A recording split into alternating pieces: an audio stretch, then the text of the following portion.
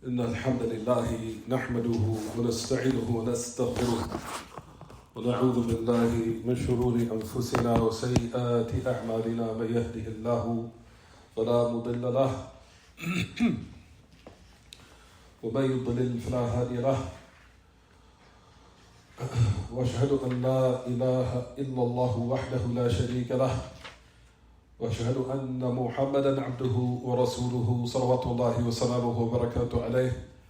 أما بعد فإن خير الكلام كلام الله وأحسن الهدي هدي محمد صلى الله عليه وسلم وشر الأمور محدثاتها وكل محدثة بدعة وكل بدعة ضلالة وكل ضلالة في النار. As we continue in the explanation of this tremendous book by the great Imam Abu Muhammad Abdullah Ibn Abee Zayd al-Qayrawani rahimahullah. And we now resume, my apologies everyone, but the time now is 7:25 p.m. Thursday, May the 25th, whereas today is the 5th of the Qa'dah, this evening of Al-Khamis, Masa Al-Khamis, was now considered the evening time after Asr, was the 5th of the Qa'dah, the year 1444, after the migration of our Prophet alayhi salatu wassalam. As we continue with the explanation of the book, we talked about the line in which the great Imam that he mentions and says, وقال أبو محمد عبد الله بن أبي زيد al-Qayrawani rahimahullah. As we started explaining the line where it says, الحمد لله الذي ابتدأ الإنسان بنعمته وصوره في الأرحام بحكمته وأبرزه إلى رفقه وما يسره له من رزقه وعلمه ما لم يكن يعلم وكان فضل الله عليه عظيما ونبهه بآثار صنعته. And that's where we stopped last class. I think we explained some of the lines of what he said رحمه الله. ولا بأس أن نعيد بعض الأسطر نعيدها من باب تثبيت المعلومات في أذهان المستمعين. For verily, we talked about the first line, which we mentioned, said from last class, that muqaddimah al-mu'allif rahimahullah is the muqaddimah, or the introduction of an introduction. As we talked about, the title of this book is called The Introduction of Ibn Abee Zayd, where he wrote a book in the Madhab al-Imam Malik rahimahullah. And you'll find that he put in the beginning, which is an introduction, this book here, which it was so nafis, it was so beneficial, to the point you'll find that al-ilm extracted from that book that he had authored in the Madhab of Imam Malik, a separate book entitled The Muqaddimah of Ibn Abee Zayd.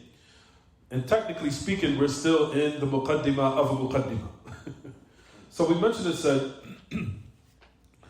we talked about where Allah subhanahu wa ta'ala, or where the great Imam mentions it says, all praises for Allah, the one who started mankind by his bounty. He started mankind by his blessings. We talked about last class the numerous blessings that Allah has bestowed upon creation.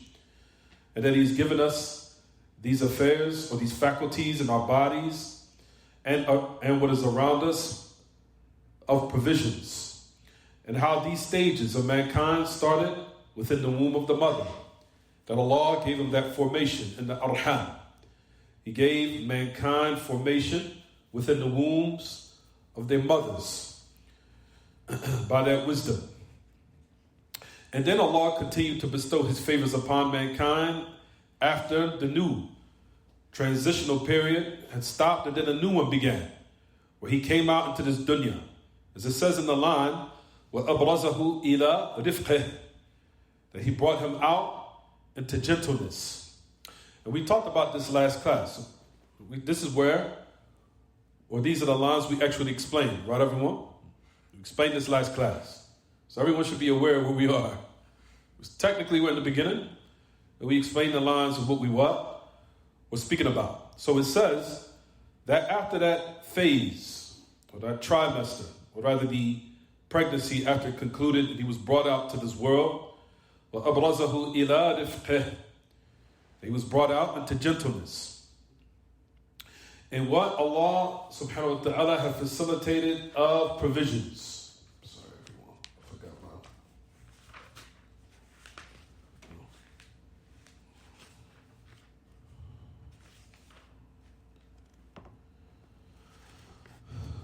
So Allah subhanahu wa ta'ala in His infinite wisdom, seeing all these phases in which you'll find that mankind passes by, where it allows one to acknowledge the existence of Allah, that everything has a nizam, that everything is munawwar and murattab, and this dunya has not been left, as they say, fawda. Because you'll find that everything, even to the point where how mankind is created, is in a sequence and in an order and in a way or a manner where one cannot deny that that is by a creator complete in his wisdom and his knowledge, that he will bring mankind out from a semen, from two of the couples that they come together within a marriage, and then, as we know, that affair of that drop of sperm is made within the womb, of course, of the mother. And then human beings develop in those stages. And we talked about the three darknesses in which Allah subhanahu wa ta'ala mentions in His book. يَخْلُقُكُمْ فِي بُطُونِ أُمَّهَاتِكُمْ خَلْقًا مِنْ بَعْدِ خَلْقٍ فِي ظُلُمَاتٍ ثَلَاثٍ. That was all in the sequence of order, as we mentioned from last class. That Allah subhanahu wa ta'ala spoke about how He creates, and that there's no way you can deny that this is from the signs of this order, and how man develops within in the womb of his mother. As Allah says in His book, they created you in the wombs of your mothers, a creation to another creation, in the three types of darkness. In the three types of darkness. We talked about this last class of what those three types of darkness are. We talked about that the first type of darkness, where's your pen? You have a pen? You have a pencil? Can he have that pencil? Well, he can't write in your book, can he? He can't write in it?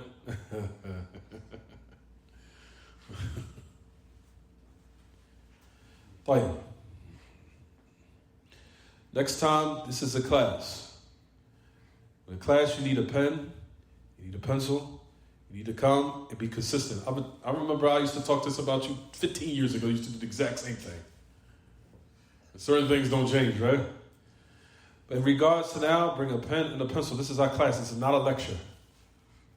This is not a lecture. And these type of classes are the most important classes in your life. There is no knowledge greater than the knowledge of Aqidah. That's the greatest knowledge of the dunya. As a matter of fact, it's the greatest knowledge mutlaqan. So in order to show your thanks to Allah, show that you have some care for it. That Allah has bestowed this ni'mah upon you to facilitate. Number one, that you have a Salafi masjid. Number two, that Allah granted you and guided you to Islam. Number three is that He guided you to Salafiyah. Number four is that He has a proper teacher, inshallah, and I ask Allah to make me amongst those. But I have proper teachers that's qualified to teach you. Because there's a lot of Muslims out there that are being taught by people who are not qualified. All these type of ni'am, how you're thankful for it, is to show that you have care to learn it. To show some care. That I care about what I'm learning. And I'm going to be grateful to my Lord by showing my gratefulness, by showing some type of diligence in what I'm learning. That's how you're thankful. And that's how Allah will increase you. But if you're now ungrateful and like, I come when I come, what do you think is going to come as a result of that? Allah can take it from you. Allah can take these blessings away, and Allah can put someone else in our place. Not in your place, our places. Everybody's expendable and everybody's replaceable. I am, you are, all of us. Allah doesn't need us, we need Him. So brothers and sisters, have some care when we come to our classes now. I know COVID knocked us back probably about 10, 20 years, because that's what it seemed like. After the COVID virus, it seemed like we got knocked back into the past. Where people were having their old habits, it seemed like they got it back. And being lax in knowledge. And certain people started going back to the streets and being involved with girls and women and chasing dunya all day. And the knowledge now became what? Later. Or secondary. Or if I got time for it, I'll do it. So it's as if COVID, that particular event that Allah tested the creation with, some people progressed in their religion. Certain people got knocked back by 10 to 20 years. So those affairs, brothers and sisters, again, we're trying to now, if you want to say restore our iman and restore and renew what we've lost. And like we said, these ni'am that Allah has given us, it can be taken away. The ni'am of having a Salafi masjid, the ni'am of learning from a Salafi book. Because there's certain people in certain countries, they can't learn these books. It's prohibited. It's by the law they prohibit you can't learn these type of books. In their countries, you can't learn no book from Shaykh al-Islam Taymiyyah. They'll probably put you in jail. Some people, if you grow your beard, they'll put you in jail. In certain Muslim countries, yes. These are ni'mas of Allah that Allah has blessed us with. Realize what you have so you can be grateful. From fulfilling your gratefulness is to show that you have care for what you're learning. And to try to be diligent in that. Because there's no guarantee that these affairs will be here tomorrow. You see, based upon COVID-19, Allah snatched a lot of our blessings from us. Our masjids, we couldn't pray in our masjids. We couldn't pray in Taraweeh in Ramadan. We couldn't pray in the masjid at all. And a lot of us prayed our Eid at our homes. Do y'all remember that? Do we remember this? How quickly we forget. And now Allah can remove these things. And this is just not for you, this is for all of us. It's a reminder for all of us. هذا تذكير لنا جميعا وليس أنت المقصود. You're not what's intended. It's for all of us.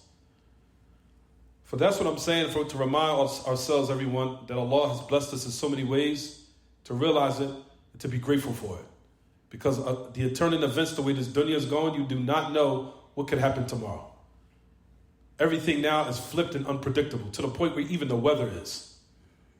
The weather is even unpredictable. We're almost in June. It's supposed to be 80 degrees. This woke up as 59 degrees. You don't see what's going on around you? This is almost June. We're getting like fall-like weather. Does anybody peep what's going on around them? It's almost June, and we're getting like fall-like weather. Do people realize what's going on around us? People don't wake up until something really drastic happens, and it's like, oh, yeah, let me get myself together. It's too late. So again, brothers and sisters, as we come back to the book, معذرة عن الاستطراد. الآن نرجع إلى الموضوع. المهم يخلقكم في بطون أمهاتكم خلقا من بعد خلق في ظلمات ثلاث. Allah subhanahu wa ta'ala, that he mentions in his book about the transitional stages that every human being will experience. Is there any human being except that you'll find that their development takes place in the wombs of the mother in those three types of darkness? We said last class the first type of darkness is what, everyone? The first type of darkness, as we said, what is it? Anyone remember? Number one, the darkness of the actual bottom, the darkness of the womb of the mother. Ahsan. And then what? What's around it? What is around it of the amniotic fluid, the mashima. Which has two layers, correct? Absolutely. So you have not only that, but the general type of darkness which is in the stomach itself. So that's the other third. So you have dhulmatul batin, the darkness of the womb of the mother. Excuse me, just the darkness of the stomach itself. Then you have the dhulmatul ar-rahm, the darkness of the actual what? Of the womb. Then, as we said in the last one, the dhulmatul what? The darkness of what, everyone? Of the al-mashima, the amniotic fluid that also gives, or that's also around the janeen, that's also around the development stage where the baby is being formed. Those are the type of darknesses, as we mentioned and said from last class. Last class is the dhulma of the darkness of the stomach itself. The third is the womb, where the where the fetus develops. And then you have, as we said, the amniotic fluid, or what they call what is the attachment of what is attached to when a baby comes out that they have to sever, they have to cut off? The umbilical cord? Not the umbilical cord. Placenta? The placenta. The placenta. So you have what we said. Never mind, just keep going. So what we said in the last class, I'm going to take advantage of the time. So what we said in the last class of these three types of which Allah subhanahu wa ta'ala has told us to recognize of how in order, in sequence, creation takes place. In order to recognize that there is a creator. Because there's no way in the world that this will happen by chance. It's impossible. This type of sequence and system and systematic affairs, how they take place within creation, there's no way it was by chance. There's no way it could have been by chance. That was by a creator that allowed mankind to develop in this manner for us to recognize that in order to adhere, or rather to affirm his ability and his existence. And his existence and his perfect attributes. And to also recognize his complete knowledge.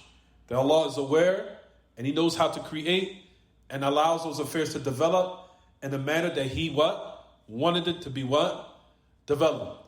As a result of it, mankind was brought out from the different stages, which we're going to talk about in the next line, inshallah. Let's keep going. وَأَبْرَزَهُ إِلَى رِفْقِهِ وَمَا يَسَّرَهُ لَهُ مِنْ رِزْقِهِ. And that he's brought him out to gentleness. Fine. So you'll find, as we talked about, after the development of mankind within the woman. And we know that also within the womb of the woman, children go through those trimesters or those phases until it becomes a complete baby. That mercy you'll find that Allah subhanahu wa ta'ala gave to the baby when it is brought out from the woman, from her womb to this world. That Allah subhanahu wa ta'ala, by the natural disposition of human beings, that they will grant gentleness. Gentleness to the child, or gentleness to the baby rather, and he will facilitate for the baby parents that will give the baby sympathy and kindness and gentleness, in which we know that every human being when it is brought out in this world, you'll find that it is defenseless. It cannot do anything to fend for itself or defend itself. Rather, the protection comes from those who are around it. Because a baby, once they brought it in the world, can it walk? Can it fend off evil or ward off evil? No. It's defenseless. So by the natural disposition of human beings, you'll find that Allah subhanahu wa ta'ala had granted that gentleness to be given to that child at this stage which is defenseless.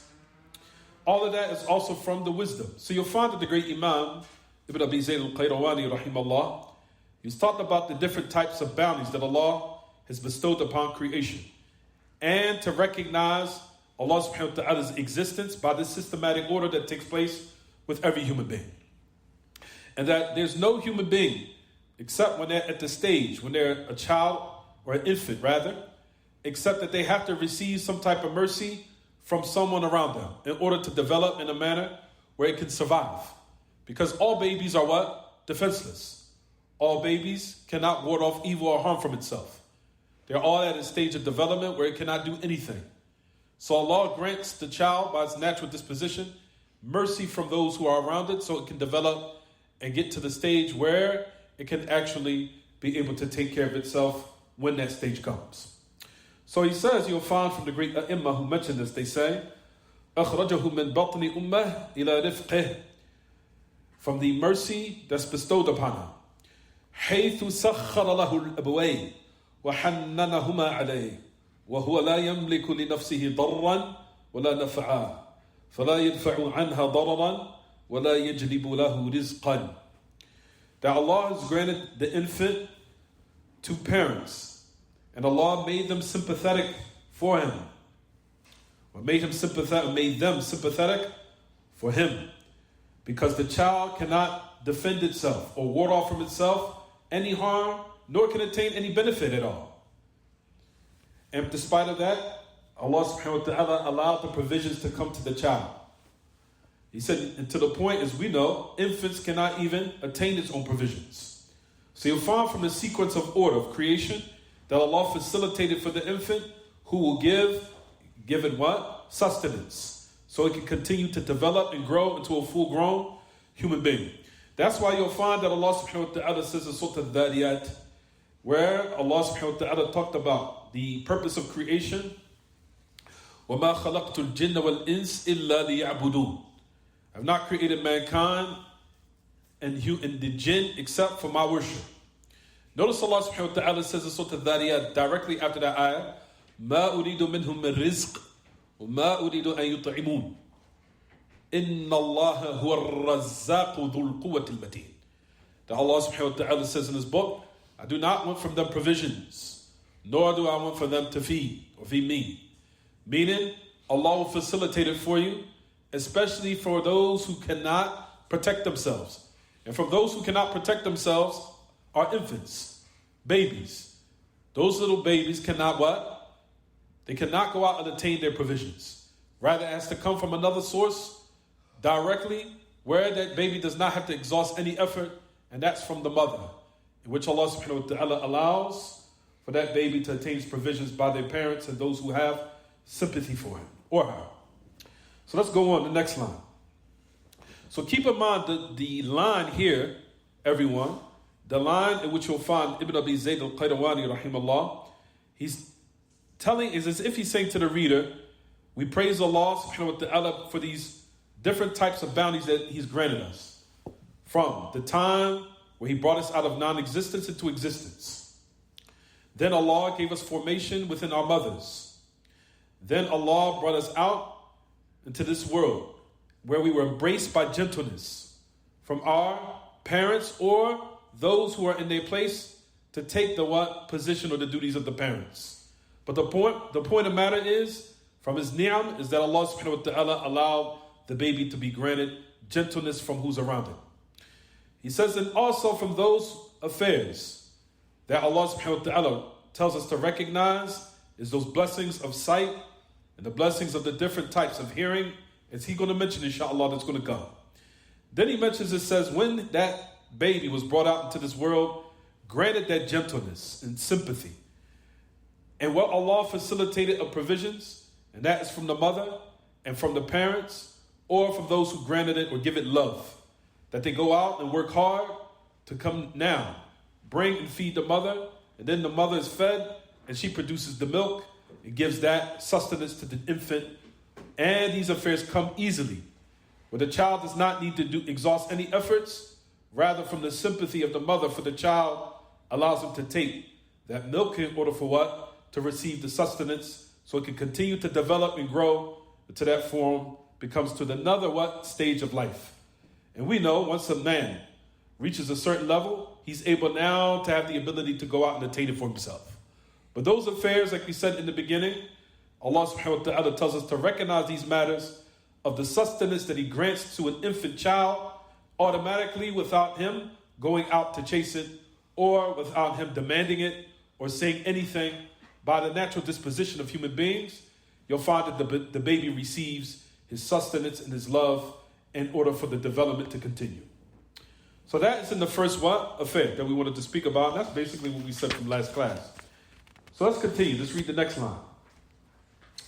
He said, وَعَلَّمَهُ مَا لَمْ يَكُنْ يَعْلَمُ.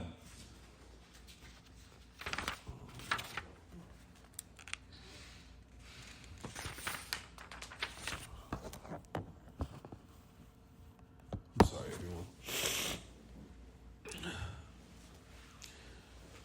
That Allah subhanahu wa ta'ala granted us another type of blessing. The blessing of what they call a tarbiyatu diniyah, which we'll talk about inshallah. That's going to come.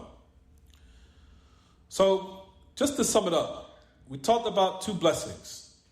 So, the first line was talking about what, everyone? Ni'mat al-ijad. Wa ni'mat al-khalq. The blessing of what? Of being brought into existence. Ni'mat al-ijad. And then, or if you want to call it ni'mat al-khalq, the blessing of what? Of being created. Then you'll find the other ni'mah that we just covered, which is what, everyone? Ni'mat al-rizq, the blessing of provisions. Just to sum it up. Number 3, what we're going to speak about, inshallah, is pertaining to the affairs of another ni'mah that's going to what? Come. The affairs of what they call, after all those different types of bounties, like we said, keep in mind, the bounties of Allah cannot be enumerated. There's so many. We just talked about just a little gist of what is considered from the different numerous bounties of Allah subhanahu wa ta'ala in regards to mankind. We talked about how mankind was given an intellect, formation. He was given the provisions, a mother, so it could receive love, so it could continue to develop in a good manner, and sight, and hearing, and to be the ability to walk. And we know that the great blessings that Allah has granted us, those who have been deprived of these ni'am realize how valuable they are. But those who do not recognize, they're usually the affairs of those who have it every day. But those who have been deprived of these type of blessings, they recognize how valuable they are. For those affairs, brothers and sisters, especially when we become sick, when we become sick, it is a time to reflect that another ni'mah is given to us, the ni'mah of health. Because if you're not healthy, you can't do anything. You can't be productive in life if you're constantly sick. How many people have known? We know this when we become ill. We feel that weakness within ourselves that we're not able to be productive. So those affairs are from the other ni'am of Allah that He's bestowed upon us, which is ni'mat al-sihha, the blessing of what? Of health and great well-being. So one could go out and be productive in their life in order to accomplish those goals or their ambitions that one was to actualize within their lives. And like we said, if we was to now count and enumerate the bounties of Allah, we would be here forever. But that's just some in which you'll find that the great Imam Ibn Abee Zayd al-Qayrawani, that he mentions in his book for us to recognize, for us to be grateful.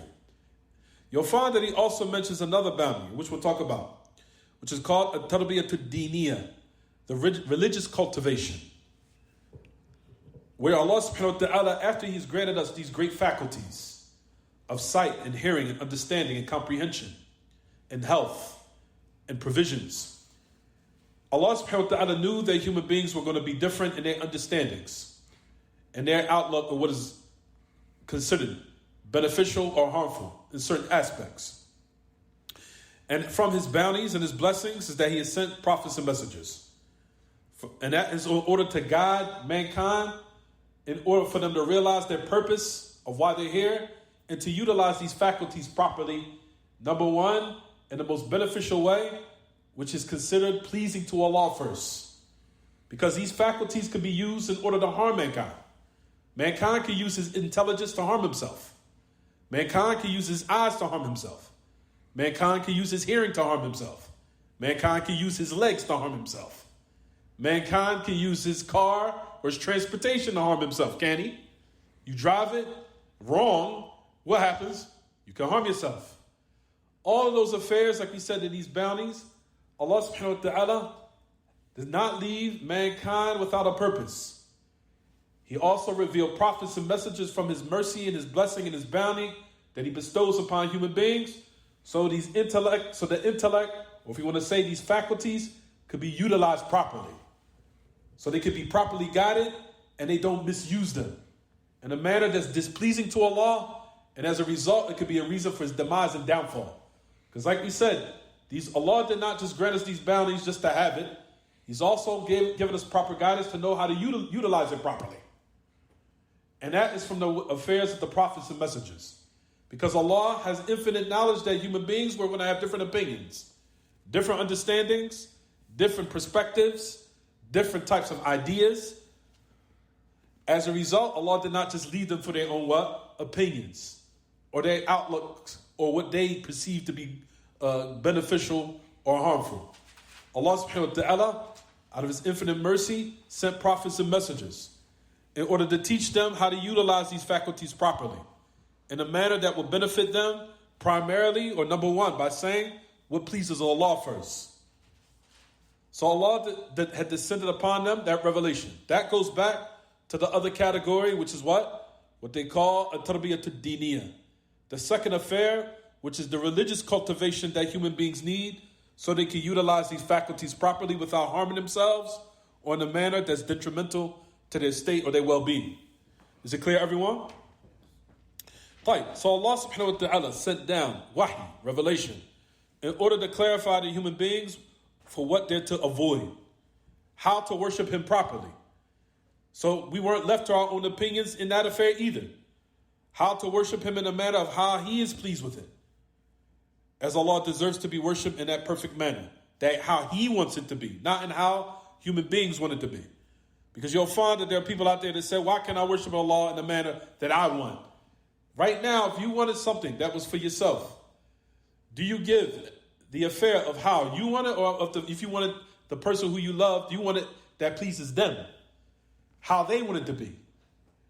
And if a person came and say to you, listen, take this watch, and you said to the individual probably a year ago, I don't like watches, but you still said, take this watch as a gift. That's what I wanted to do.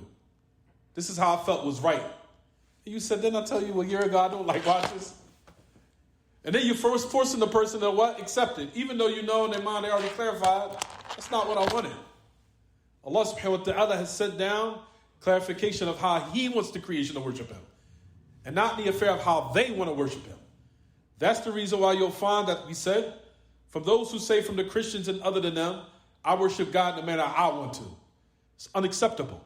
You have to do it in a manner that pleases Allah and how He wants it. And Allah subhanahu wa ta'ala did not leave us for our own opinions in these matters either.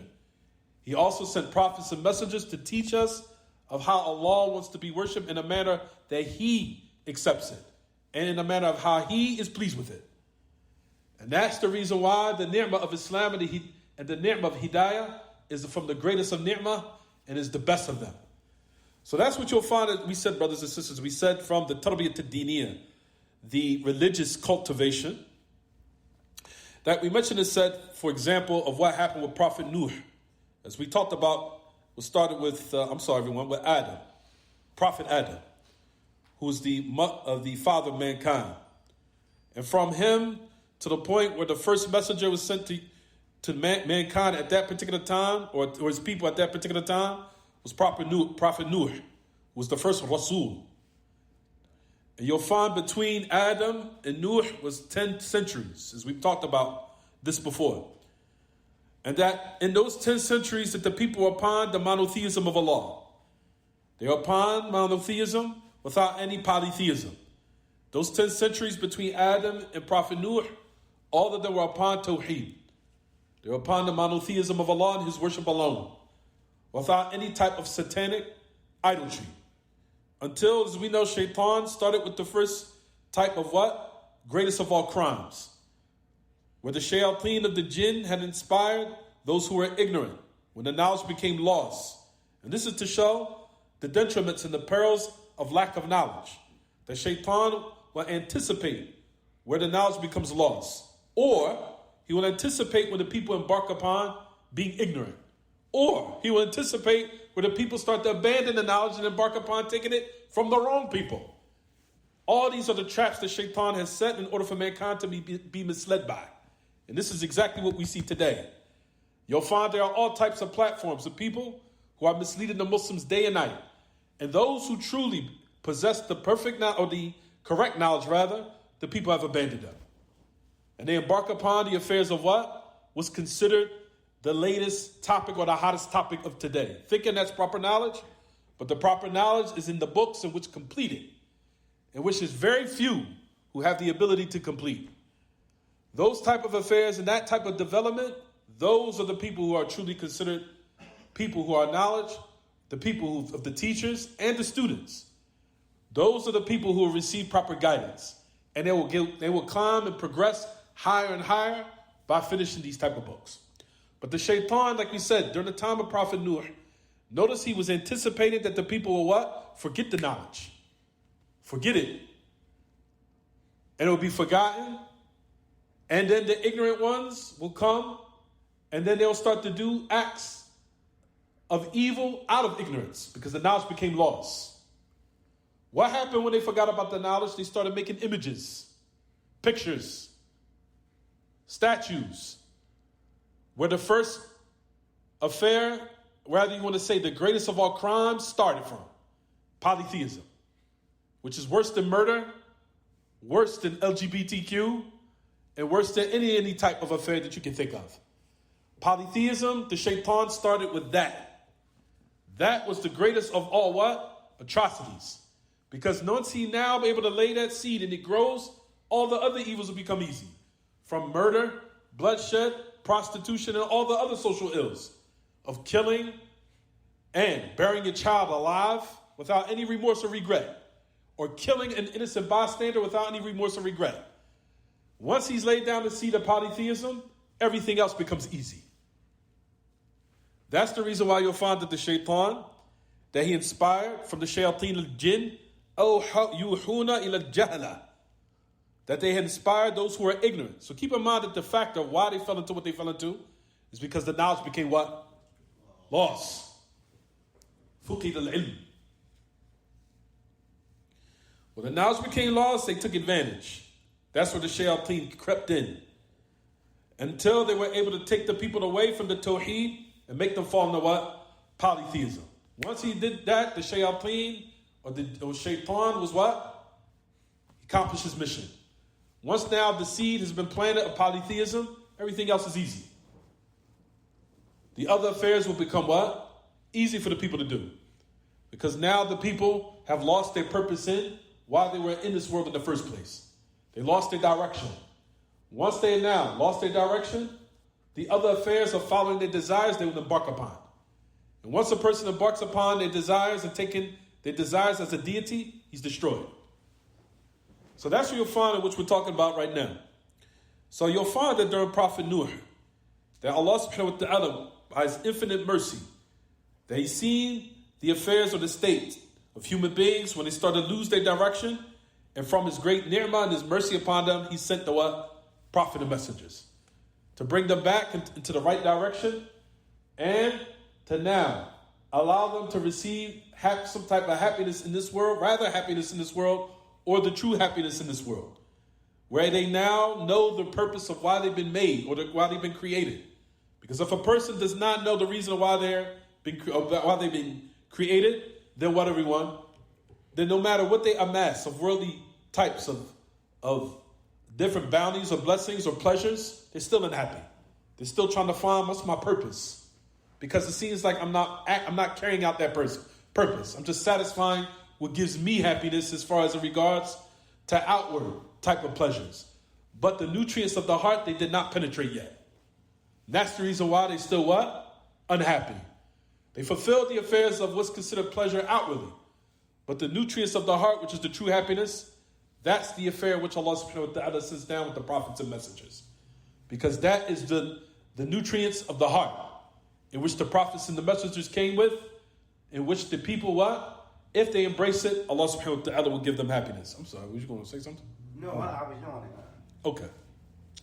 So let's keep going. Allah subhanahu wa ta'ala, as we know, said in the hadith al-Qudsi, when the hadith of Iyad ibn Himad al-Mujashi'i, that he mentions, it says, عن النبي صلى الله عليه وسلم, وإني, that Allah subhanahu wa ta'ala says, في الحديث القدسي, وإني خلقت عبادي حنفاء كلهم وإنهم أتتهم الشياطين فاجتالتهم عن دينهم وحرمت عليهم ما أحللت لهم وأمرتهم أن يشركوا بي ما لم أنزل به سلطانا. Verily I created my servants حنفاء, meaning upon the natural affair of tawheed, monotheism, all of them. The devils had now came and took them away from their purpose and from their religion, and made unlawful upon them what I made lawful for them, and commanded them to set up partners with me, and commit polytheism, in which I have not set down with it any authority. So that's the affairs of what we're speaking about now.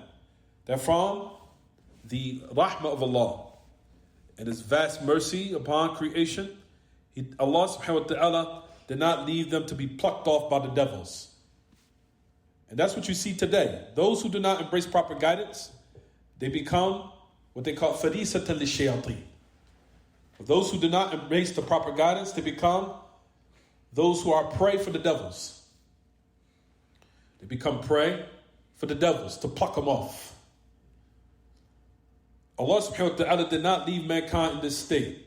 He sent messengers and prophets and sent down or along with them their books, revelations, so they can what? See the clear way, meaning the straight way, the straight path.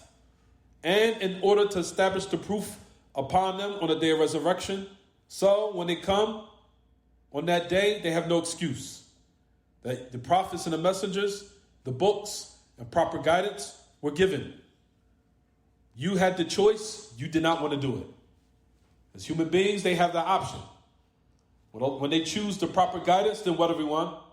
Allah subhanahu wa ta'ala will increase them in that. And if they choose other than that, then Allah will increase them in their misguidance.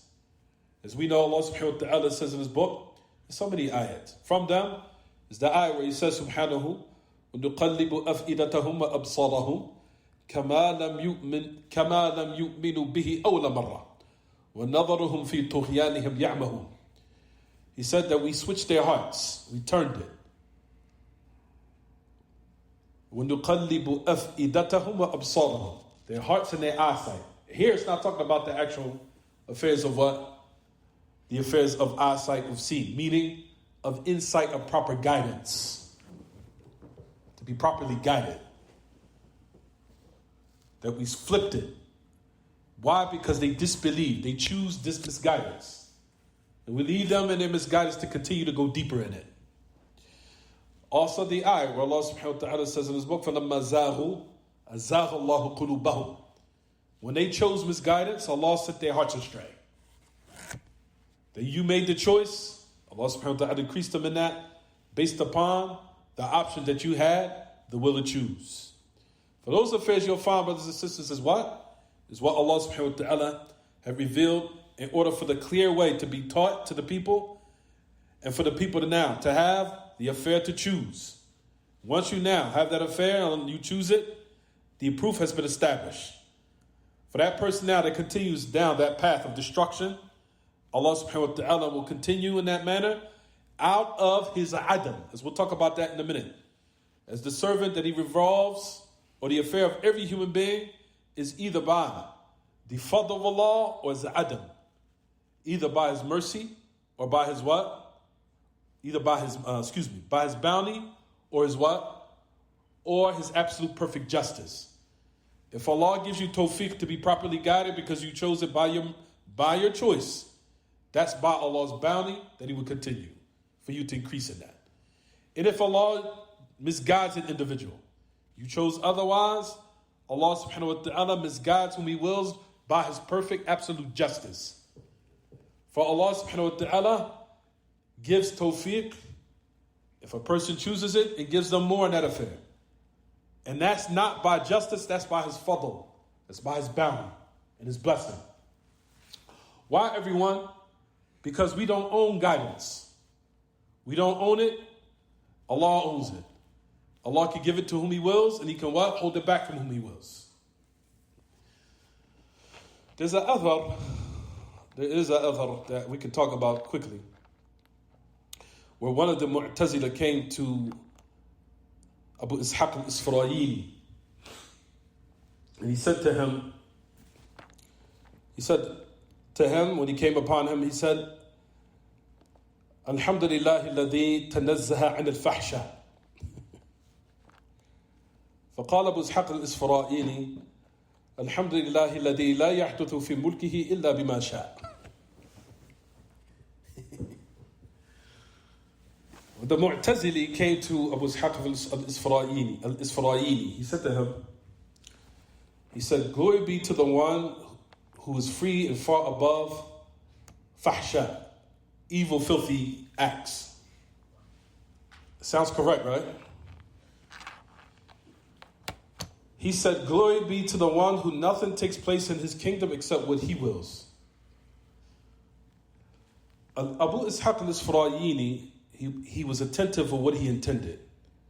He believed that Allah subhanahu wa ta'ala does not allow evil to happen. that everything happens in its existence, even if it's evil, Allah subhanahu wa ta'ala is free from that. Meaning, nothing happens in this existence. The only thing that happens in this existence by His will is good. And that evil, He has no control over it. Ishaq al-Isfarayini came with a rebuttal. He said, glory be to the one who nothing happens in this existence except by what He wills to happen. Abu Ishaq al-Isfarayini knew that the Mu'tazili does not understand the belief of two affairs. There's a difference between what Allah allows to happen to in this existence and what Allah commanded in His religion. As we know, in regards to what happens in this existence, which is called iradatullah al-kawniyah, what Allah intends to happen in this existence has to happen, which is of good and evil. Meaning, Allah allows good to happen by His will, and He allows evil to happen by His will. And all of it is out of His wisdom. And as far as in regards to His iradatullah ad-diniyah or shar'iyah, if you want to call it, what Allah intends in His religion, then that's everything Allah loves. He knew that the Mu'tazili did not understand those two categories. So, based upon that, Abu Ishaq al-Isfarayini said this to him: glory be to the one where nothing takes place in this existence except what He wills. But that's not the point. The point comes here in this statement. Then the Mu'tazili said to him, he said, أرأيت لو انقضى عليه بالردى أرأيت انقضى عليه بالردى وأمسك علي الهدى وقضى عليها بالردى أم أحسن إلي أم أسى قال إن منعك ما هو ملكك فقد أسى وإذا منعك ما هو فضله وما هو ملكه ففضل الله يؤتيه من يشاء. So the Mu'tazili then said to him, أرأيت إن قضى عليها إن منعني الهدى عفوا أرأيت إن منعني الهدى وقضى عليها بالردى أحسن إلي أم أسى. Listen to this. He said, if Allah was to hold back from me guidance, and He preordained for me al-rada, to be destroyed, did Allah do something good for me or evil? This is the point, this is the problem of why the people are supposed to learn Aqidah. So Abu Ishaq al-Isfarayini said, if Allah subhanahu wa ta'ala held back from you what belongs to you, which Abu Ishaq al-Isfarayini knew is in his mind, nothing that we have in this existence except Allah owns it. Everything. He said, if it's something that you own and Allah held it back from you, then what? Then Allah did something evil to you, which He knew in His mind He didn't. Because Allah owns everything. And if Allah gave you what He owns, of guidance, then Allah subhanahu wa ta'ala gives guidance to whom He wills. For Allah subhanahu wa ta'ala's guidance is from His bounty. And Allah subhanahu wa ta'ala gives it to whom He wills.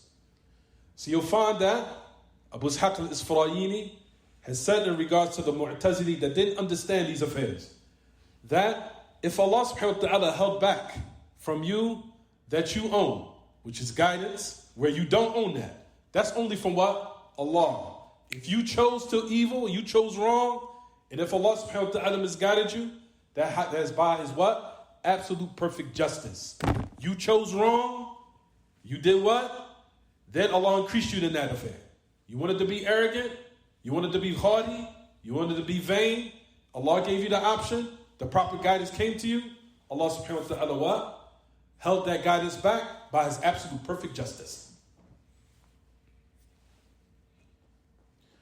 Allah subhanahu wa ta'ala, in the opposite affair that we just mentioned, if Allah chooses to guide you, then that affair is also by what He owns. You chose that affair, and if Allah increases you in that, then that is by His perfect, absolute what? Bounty and blessing. Because nothing that we have, especially the greatest of blessings in this dunya, except that the greatest of all those blessings is proper guidance. Proper guidance is the greatest of all of those blessings that Allah gives. And that is only owned by Allah. He only guides certain hearts. He places it in certain hearts of whom He wants good for. If they choose that affair in the proper what? Guidance. Allah will increase them in that. By His what? By His bounty and His blessing, He will increase them. And if you choose other than that, and you choose something evil, and Allah increases you in that affair, He misguided you by His perfect absolute what? Justice. Why? Because Allah subhanahu wa ta'ala does not oppress anyone. And you'll find on the day of resurrection, and we know that in the ayat and in the authentic sunnah, that Allah subhanahu wa ta'ala says in this book, وَمَا ظَلَّهُمُ اللَّهُ وَلَكِنْ كَانُوا أَنفُسَهُمْ يَظْلِمُونَ. They did not oppress Allah. However, they themselves, they oppressed them on their own selves. And we know the hadith of the Prophet ﷺ, where he said, alayhi salatu wasalam, يَا عِبَادِي إِنِّي حَرَّمْتُ الظُّلْمَ عَلَى نَفْسِي وَجَعَلْتُهُ بَيْنَكُمْ مُحَرَّمًا فَلَا تَظَالَمُوا. O my servants, I have made injustice and oppression haram upon myself. And I have made it between yourselves unlawful. Do not oppress one another. Those affairs are to let you know that if Allah subhanahu wa ta'ala is God, فَهُوَ بِعَدْلِهِ. And if He chooses to guide, then it by His what? His fadli. وَهُوَ الْكَرِيمُ الْوَاسِعُ. As the poet says in his poetry, I'll talk about that later. Come on, let's keep going. Second line. Let's go back to the book. طيب. Allah subhanahu wa ta'ala وَعَلَّمَهُ مَا لَمْ يَكُنْ يَعْلَمُ. That Allah subhanahu wa ta'ala has taught you what you did not know. Allah subhanahu wa ta'ala has given a teacher for mankind. Who are those teachers, everyone? The messengers. We just talked about this. وَكَانَ فَضْلُ اللَّهِ عَلَيْهِ عَظِيمًا. And that the bounty of your Lord upon him is great. So if you notice, everyone, we continue to keep talking about what? The bounties of Allah. وَنَبَّأَهُ بِآثَارِ صَنْعَتِهِ. We already talked about this. And then Allah also gave him awareness to what? The athar, or the result, or the effects of His creation. وَأَعْذَرَ إِلَيْهِ عَلَى أَلْسِنَةِ الْمُرْسَلِينَ الْخِيَرَةِ مِنْ خَلْقِهِ. Allah has also utilizes those excuses for mankind, meaning that they will have none on the day of resurrection upon the messengers who are the best of His creation. Please keep going. Next page. فَهَدَى مَنْ وَفَّقَهُ بِفَضْلِهِ. Then Allah guided of who He gave success by His what? By His what? Keep reading. What does it say? And He misguided. Brothers, you with me? And yet He misguided? Everybody read it. وَأَضَلَّهُ مَنْ خَذْلَهُ بِعَدْلِهِ.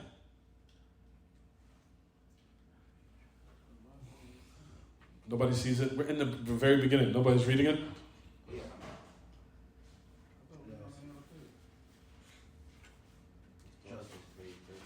Read it for me. And leads astray those who desert Him out of His justice. Read it, but not before it, if you don't mind.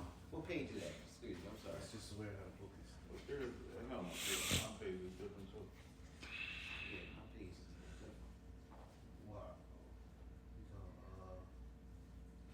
And it's made an excuse for man. And it's made an excuse for man upon the tongues of the messengers who are the best of creation. What does that mean? He makes excuses for mankind. What does that mean? I just said it. Those who didn't know. Ahsant. Those who did not know that Allah subhanahu wa ta'ala makes the excuses, that excuse will be what? Removed on the day of resurrection by Him sending the prophets and the messengers to mankind. Don't forget to pray to that cat. You understand? Keep going. So Allah guided those whom He granted success by His merit. What does it say? That Allah subhanahu wa ta'ala He guided by His what? By His fadl. Is that clear? Keep reading. And let astray those who desert him out of his justice. Out of his justice. Fine. That's due to the fact that we know, everyone, that Allah subhanahu wa ta'ala, that He guides whom He wills, and the actions are also from the reasons for entering paradise. And it's not from the thaman, as we know. As we know that it's not from the price that Allah subhanahu wa ta'ala will give.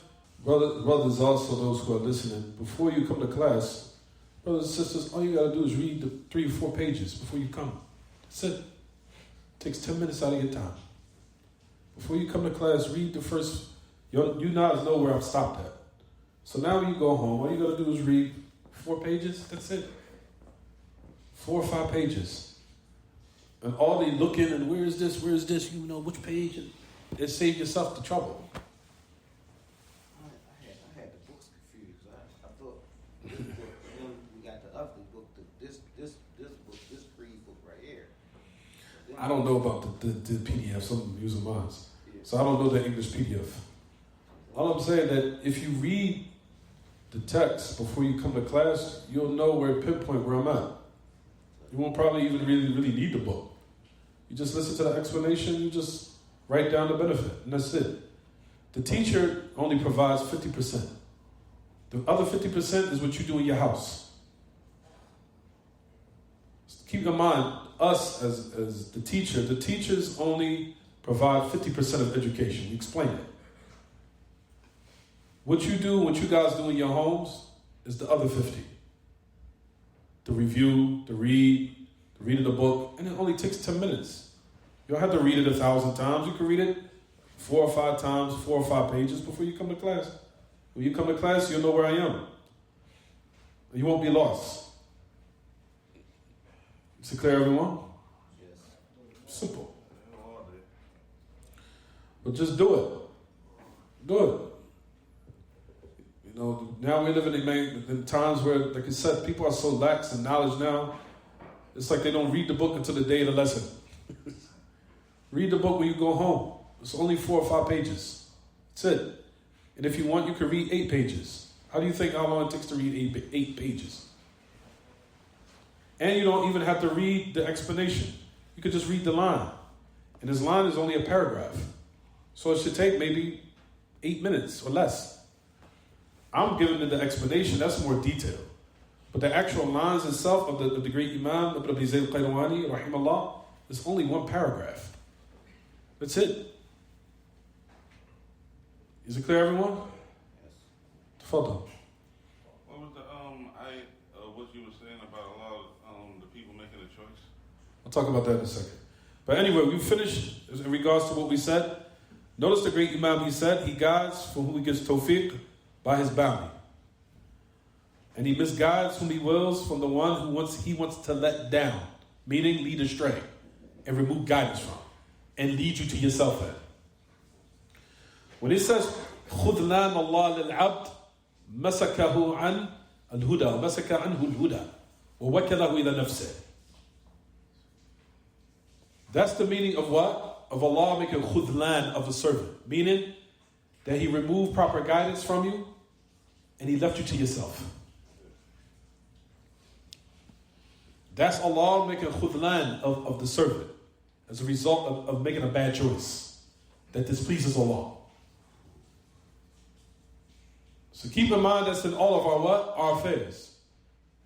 Our affairs that Allah, if you wanted to now, conducting it in a manner that's displeasing Allah, Allah will leave you to yourself with that affair. And you will humiliate yourself.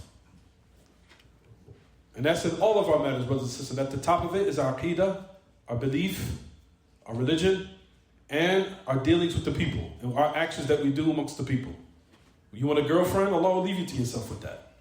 You want a boyfriend? Allah will leave you to yourself with that. You'll be entrusted to yourself, and then Allah will leave you to humiliate yourself. Because those affairs are not blessed. They're displeasing to Allah. So Allah will leave you to it. You wanted it, you got it. Leave you to yourself, you entrusted it, see how it turns out.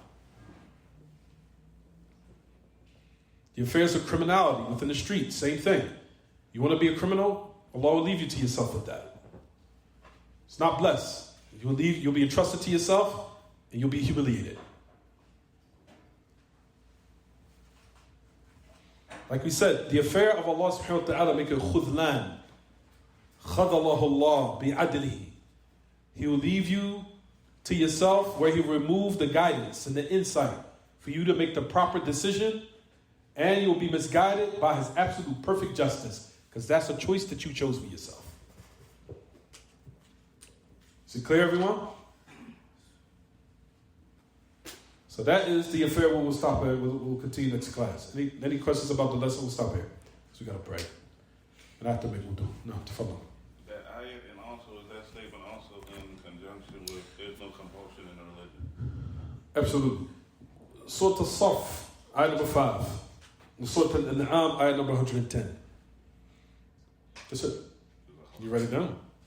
I got it. Surah As-Saff, ayat number 5. Surah Al-An'am, ayat number 115. 115. Excuse me, 110. I'm sorry. 110.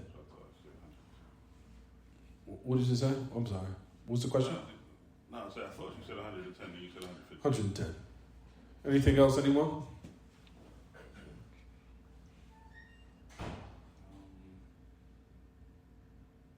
The two categories. Will this book go into those two categories a little bit further deeper that you mentioned? As far as what?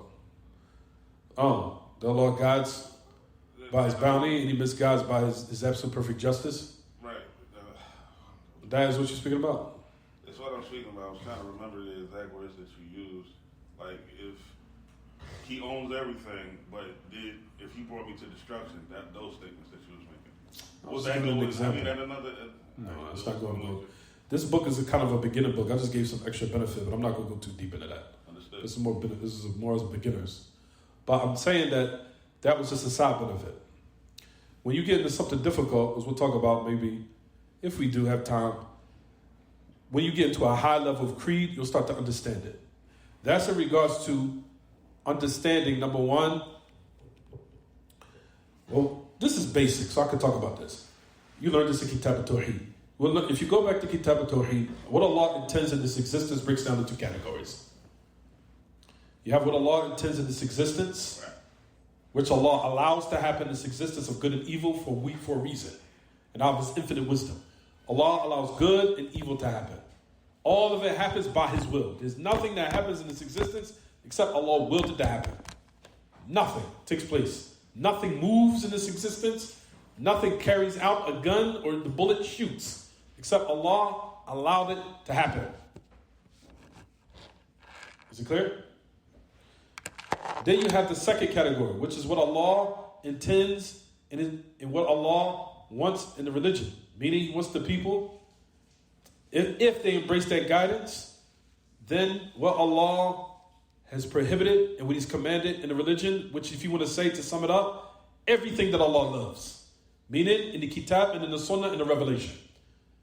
So there's nothing in the Kitab and in the Sunnah except Allah loves it. Allah wants the people to be guided. Allah wants the people to be upon Tawheed. Allah subhanahu wa ta'ala wants the people to be upon Sunnah. Allah wants the people to stop fornicating. And all those are commands. Allah wants the people to pray 5 prayers every day. Siyam, Ramadan, Zakah.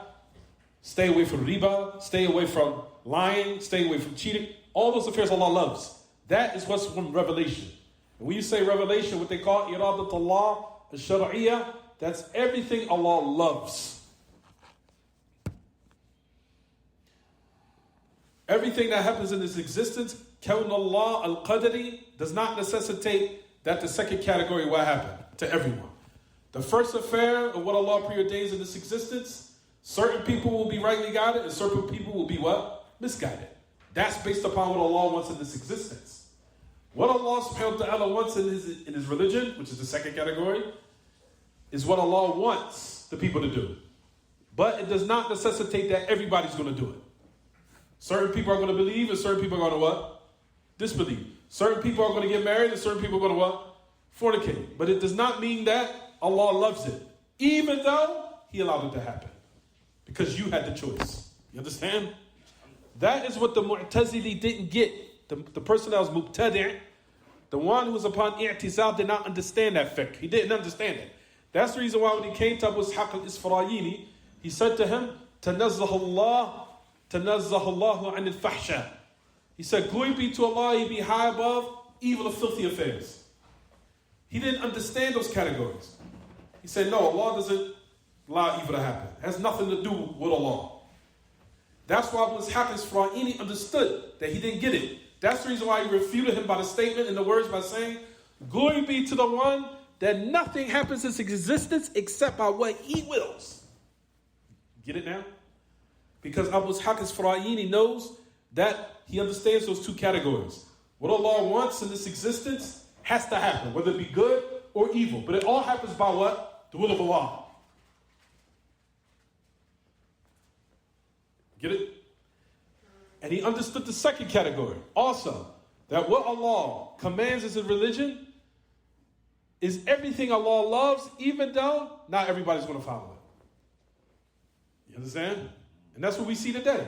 We see in this world, certain people believe, certain people disbelieve. Certain people are obedient, certain people are disobedient. Certain people who are strong in their iman, certain people are wavering in their iman, and certain people are very weak in their iman. So you see, the people of the affairs are on different levels, even though Allah wants in the religion and revelation for the people to be what? Properly guided, and He wants for them that good which He decreed in the religion itself, which is called everything Allah loves. Everything Kitab and Sunnah, what Allah says, what He commands, what He prohibits, and what He wants to do is everything He what? Loves. As far as in the creation, it could be something that Allah allows to happen. It could be either what? Good or bad, but it all happens by His will. Nothing happens in this existence except Allah subhanahu wa ta'ala willed it to happen, and He intended it to happen, and it does not happen except by His permission. That is the affair why a lot of human beings go astray, because they don't understand that. That's the reason why you'll find that the majority of the people who are not upon either ignorant of these affairs or not Muslim, they take their evil out on the creation because they don't understand that. That's the reason why they become criminals. Because they didn't understand what I just said. Why God allowed me to be born as a crack baby and my mom threw me in the trash? What did I do? So they take their anger out on what? The creation. Because in actuality, they're angry with Allah. They're angry with Allah. Why did Allah allow that? I didn't ask to be here. What am I here? And why did I get thrown in the garbage can by my mother? They're mad. They're upset. Why? Because they were never taught the proper belief that Allah wanted that to happen for a reason. Maybe He wanted that to make you as an initiative, to make you a stronger human being. Because if you were born with a spoon in your mouth, you'd be ungrateful. So you start off with a little rough until Allah will facilitate it for you to have something good in your life. You'll be grateful for it, and you're better than the person that was born rich. But people don't understand that. That's the reason why we teach Aqidah, we start with these beginning affairs, because people left them off. And that's the reason why people embarked upon criminality. Because they don't understand what I just said. So that's the reason why I'm teaching it. Is it clear? No, it's not clear. Huh? That also go for Him willing to evil eye on someone. Exactly. All right. Let's stop it.